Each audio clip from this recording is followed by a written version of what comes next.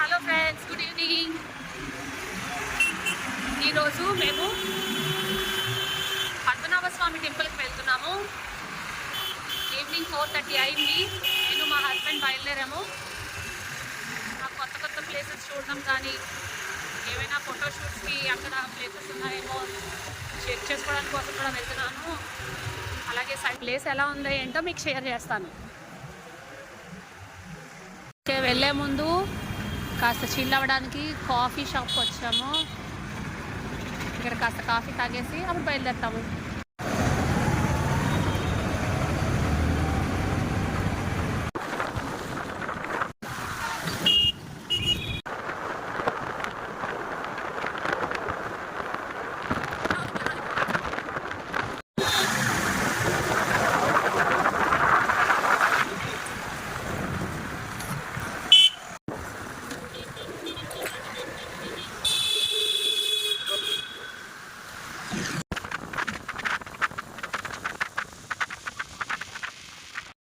ఇదే ఊరు, ఇది చిన్నాపురమా? ఇది చిన్నాపురం అంట. అగో చిన్నాపురం. ఇట్నుంచి నెక్స్ట్ రెడ్డిపల్లి తర్వాత పద్మనాభం.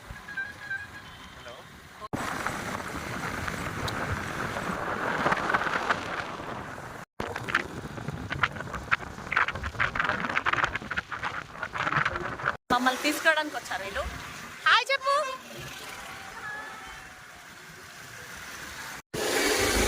ఇదే ఎంట్రన్స్. కొండ ఇప్పుడు ఎక్కబోతున్నాం. వెదర్ చాలా బాగుంది. కొత్తగా రోడ్ ఓపెన్ చేశారు. ఈ రోడ్లో మనం ఇప్పుడు పద్మనాభ స్వామి టెంపుల్కి వెళ్ళిపోతున్నాం.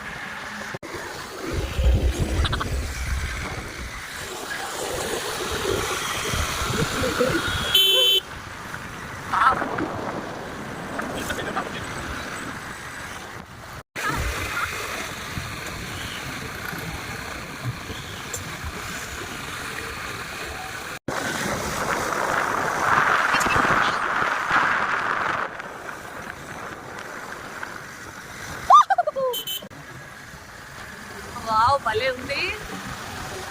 వాళ్ళే మాకు రూట్ చూపిస్తున్నారు పద్మనాభ స్వామి టెంపుల్కి వెళ్ళడానికి. చూడండి కొండ మీద వ్యూ ఎంత బాగుందో. వావ్, ఇక్కడ నుంచి దూరంగా కనిపిస్తున్నది. అదే వాసవి నగట. అసలు ఎక్సలెంట్ ప్లేస్, సూపర్గా ఉంది. వింటర్ టైంలో ఖచ్చితంగా ఈ ప్లేస్ విజిట్ చేయండి. కొత్తగా రూట్ కూడా వేశారు. చాలా ఈజీ, కారు బైక్ రెండు వెళ్ళిపోతాయి. రూట్ కూడా చాలా బాగుంది. ఈవినింగ్ టైం అయితే ఇంకా సూపర్గా ఉంటుంది.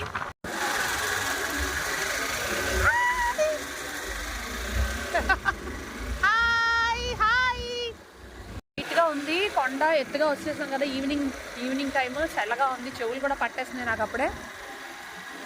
బట్ ఫైనల్లీ వచ్చేసాం, పద్మనాభ స్వామి టెంపుల్కి వచ్చేసాం. ఫుల్ చెవులు పట్టేసాయి. మంచుకి చెవులు పట్టేసాయి ఫుల్గా. ఎత్తుకు వచ్చాం కదా. ఇదంతా పద్మనాభం. అదంతా పద్మనాభ ఊరా? కనిపిస్తుంది అంతా పద్మనాభం. ఓకే, ఇవి మెట్ల రూట్. ఇప్పుడు మనం వచ్చింది కొత్తగా వేసిన రూట్ కదా. ఇంకా శుభ్రం చేస్తారు రేపు 19 నుండి కొండ వేలుగు. ఓకే.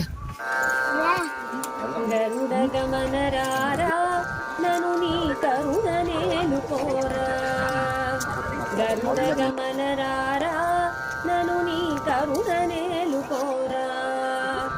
పరమ పురుషయే వెరపులేక నీ మరుగు జొచ్చి తిని అరమరసేయకు. గరుడ గమన రారా, నను నీ కరుణ నేలు కోరా. గరుడ గమన రారా, నను నీ కరుణ నేలు కోరా. పరమ పురుషయే వెరపులేక నీ మరుగు జొచ్చి తిని అరమరసేయకు. గరుడ గమన రారా, నను నీ కరుణ నేలు కోరా. గరుడ గమన రారా, నను నీ కరుణ నేలు కోరా. మంచి ప్రేమ అనిపించట్లేదు. పిలువగానే రమ్మి అభయము కలుపగానే పిలువగానే రమ్మి అభయము కలుపగానే బలివి బలివి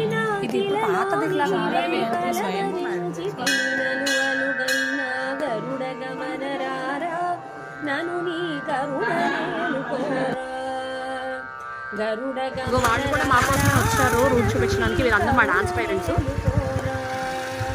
వీళ్ళు కూడా మాతో పాటు వచ్చిన వాళ్ళు. హాయ్ చెప్పండి. ఓకే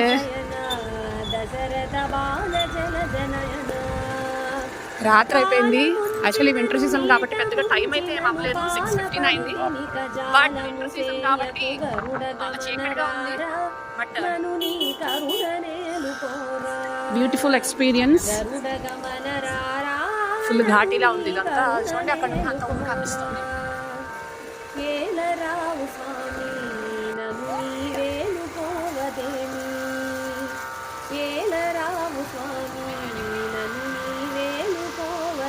సార్ చెప్పండి ఇది ఏం టెంపుల్? విఘ్నేశ్వర స్వామి. ఇది క్షేత్రపాలక టెంపుల్ అంటున్నారు కదా. అదా క్షేత్రపతిపతి విఘ్నేశ్వరుడు గుడి. ఓకే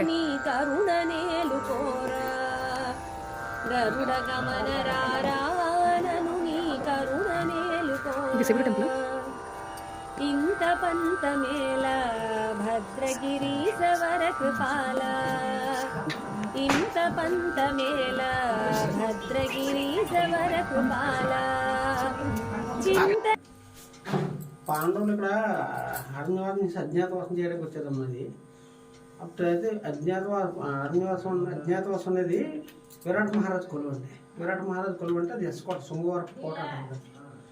దాన్ని ఇప్పుడు విరాట్ మహారాజ్ కొలువుని ఎస్కోట శృంగవరపు కోటని ఎస్కోట అదండి. అలాగే నకులు సహదేవులు ఇద్దరు ఆవులు కాశారు కదండి. ఆవులు మండ అది అలమండ. అవతలకి భీముడు యుద్ధం చేసింది భీములి. అలాగే అర్జునుడు ఆయుధాలు దాసింది జామి. అలాగే అజ్ఞాతవాసం అయిపోయిన తర్వాత ఉత్తరుడు అంటే విరాట్ మహారాజ్ కొడుకు ఉత్తరుడు పుత్తులు కోస్తానంటాడు.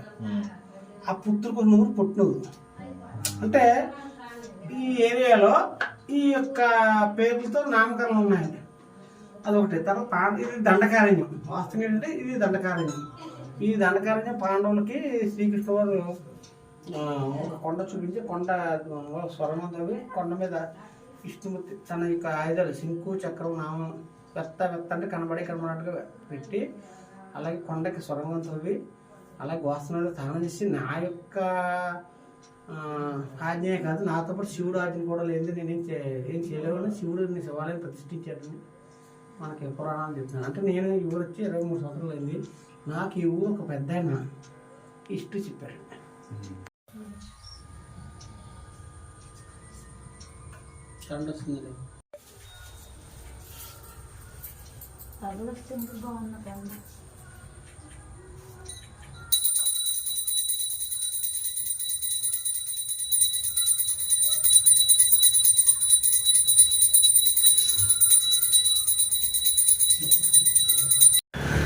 అనంత పద్మనాభ స్వామి ముఖద్వారం.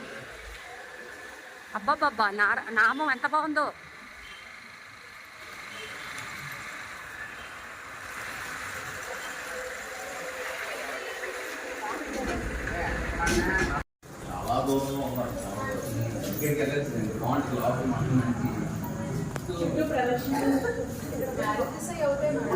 ఇక్కడ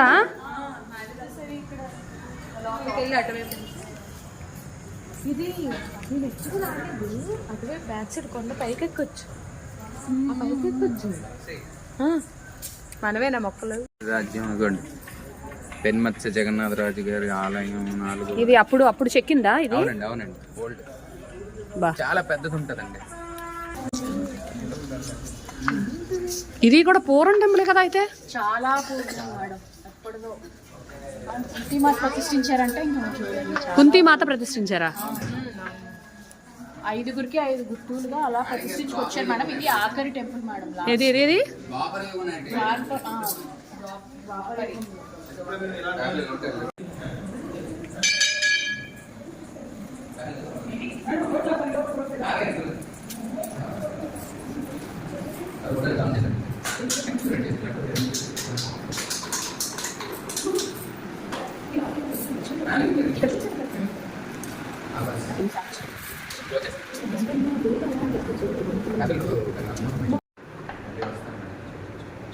రష్ ఉందండి చక్రాలు రెండు ఊరు రష్ ఉంటుంది.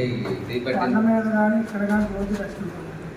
కానీ చేసిన తర్వాత అజ్ఞాతవాస సమయంలో ఎవరికంటా పట్టినా మళ్ళీ అరణ్యవాసం అజ్ఞాతవాసం చేయాలి కాబట్టి శ్రీ మహావిష్ణువు అవతారమైనటువంటి శ్రీకృష్ణుని ప్రార్థించగా స్వామి ప్రత్యక్షమైనప్పటికే స్వామి మా అరణ్యవాసాన్ని దిగ్విజయం చేశారు. అలానే మా అజ్ఞాతవాసాన్ని కూడా జయప్రదం చేయమని పంచపాండవులు శ్రీకృష్ణ పరమాత్మను కోరగా స్వామి ముల్లోకాలంతా కూడా పరిపాలించేవాడిని, నేనంటే ఇక్కడ ఉండడం కుదరదు, నా శరీరంలో ముఖ్యమైనవి శంకు చక్రము నామము లక్ష్మీదేవి అనంతుడిని కొండ శిఖరం మీద పెట్టి వెళ్తాను, నన్ను సేవించుకోండి.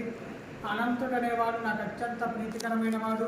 భాద్రపద మాసంలో శుద్ధ చతుర్దశి నాడు అనంతవ్రతం అనేది ఒకటి ఉన్నది. అది చేసుకున్నట్లయితే విజయాన్ని పొంది రాజ్యాభిషక్తులు అవుతారని చెప్పగా పంచపాండవులు స్వామివారిని సేవించుకొని భాద్రపద మాసం అనగా మనకు వినాయక చవితి అయిపోయిన తర్వాత పౌర్ణమి ముందు రోజు చతుర్దశి రోజున అనంతవ్రతం చేసుకున్న తర్వాత కొద్ది రోజులు అనగా విజయదశమి కల్లా వాళ్ళకు విజయం చేకూరి వాళ్ళ రాజ్యానికి వెళ్ళారండి. అందుకే ఆ రోజు విజయదశమి పేరు అప్పటి నుంచి అనంత పద్మనాభ స్వామి వ్రతాలనే ప్రారంభమైనాయండి. కొండ మీద మీరు గమనించినట్లయితే మధ్యలో కనిపిస్తున్న నామము, కుడి పక్కన చక్రము, ఎడమ పక్కన శంకు, శంకు దిగువ భాగంలో వ్యక్త అవ్యక్త రూపంలో లక్ష్మీ అమ్మవారు ఉంటారండి. ఇక్కడ నిదర్శనం ఏమిటంటే స్వామి నేటికి కూడా అక్కడ సర్పరూపంలో సంచరిస్తూ ఉంటారు. అదొక నిదర్శనం అండి. ఇంకోటి ఏమిటంటే మన వరల మొత్తం మీద కూడా స్వయంభూ వెలిసిన పద్మనాభ స్వామికి ఒక్క చోటనే ఉన్నది. కేరళలో త్రివేంద్రంలో ఉన్న స్వామివారు కూడా ఋషులు ప్రతిష్ఠించిన విగ్రహం జరిగితే స్వయం వ్యక్తం కాదండి. ఈయన కుంతీదేవి ప్రతిష్ఠించిన మాధవ స్వామి. పంచపాండవులు తన కుంతీదేవి వారి కుమారుల అరణ్యవాసానికి అజ్ఞాతవాసానికి వెళ్ళారనే చింతతో 5 చోట్లకు తీర్థయాత్రలు చేశారటండి. ఈ 5 చోట్ల కూడా జ్ఞానజ్ఞుడైనటువంటి శ్రీకృష్ణుని ప్రతిష్ఠించుకుంటూ వచ్చింది. ఎందుకంటే పంచపాండవుల అరణ్యవాసం అజ్ఞాతవాస సమయంలో శ్రీకృష్ణ పరమాత్మకు సహాయ సహకారాలు అందించే కృతజ్ఞతతో జ్ఞానజ్ఞుడిని ప్రతిష్ఠించిందండి. ఒకటి కాశీ, రామేశ్వరం, ప్రయాగ, పిఠాపురం, పద్మనాభం. కాశీలో బిందుమాధవ స్వామి, ప్రయాగలో వేణుమాధవ స్వామి, రామేశ్వరంలో సేతుమాధవ స్వామి, పిఠాపురంలో సుందరమాధవ స్వామి. ఈ క్షేత్రం చివరి క్షేత్రంగా శ్రీకృష్ణుడు కోరిక మేరకు ఇక్కడ మేనంత పేరు కుంతి అని వచ్చిన తర్వాత మాధవుడే వస్తుంది. ఈ 5 క్షేత్రాలను కూడా పంచమాధవ స్వామి క్షేత్రాలు లేదా కుంతి మాధవ స్వామి క్షేత్రాలు అంటారండి. వీరి సామ్రాజ్యానికి వెళ్ళిపోయిన కొంతకాలానికి మన విజయనగరం సామ్రాజ్యం పూసపాటి వారి సామ్రాజ్యం ఏర్పడిన తర్వాత విజయనగరం రాజావారి కల్లో స్వామివారి దర్శనమిచ్చి పలానా అనంతగిరి మీద వెలిశాను, దేవాలయం నిర్మాణం చేయమని ఆజ్ఞాపించగా మన విజయనగరం రాజావారి మొత్తం కూడా 104 దేవాలయాలు నిర్మాణం చేశారట. ఆ 104 దేవాలయాలు ఇక్కడ 3 దేవాలయాలు ఉన్నాయి. కొండ మీద స్వయంభూ అనంత పద్మనాభ స్వామి, కొండ దిగువన కుంతీదేవి ప్రతిష్ఠించిన మాధవ స్వామి. ఈ 2 దేవాలయాల నడుమ నారాయణేశ్వర స్వామి శివాలయం ఉందండి. ఈ దేవాలయాల నిర్మాణం జరిగి సుమారు 500 నుంచి 550 సంవత్సరాలు అవుతుందని చరిత్ర చెబుతుందండి. ఇక్కడ ప్రతి సంవత్సరం కూడా 4 పెద్ద ఉత్సవాలు జరుగుతాయి. భాద్రపద మాసంలో అనంత పద్మనాభ స్వామి వ్రతాలు, ఆశ్వీజ మాసంలో స్వామివారి పవిత్రోత్సవాలు, కార్తీక మాసంలో రాత్రిపూట అమావాస్య కలిగిన రోజున ఈ 1278 మెట్ల కూడా తైల దీపాలంకరణ సేవ అనగా కోటి దీపోత్సవం జరుగుతుందండి. ఫాల్గుణ మాసంలో ఏకాదశి కళ్యాణం, త్రయోదశికి తెప్పోత్సవం, పౌర్ణమి రథయాత్ర జరుగుతాయి. చిన్న ఉత్సవాలు వచ్చి ధనుర్మాస సేవ, ముక్కోటి ఏకాదశి, గోదా కళ్యాణం, స్వామివారికి నవనీత సేవ, చందనోత్సవం, నక్షత్రోత్సవ పూజా కార్యక్రమాలు జరుగుతాయండి. ఈ నెల 19వ తారీఖున కోటి దీపోత్సవం జరుగుతుందండి, బుధవారం రోజున. ధన్యవాదాలు sir, thank you so much.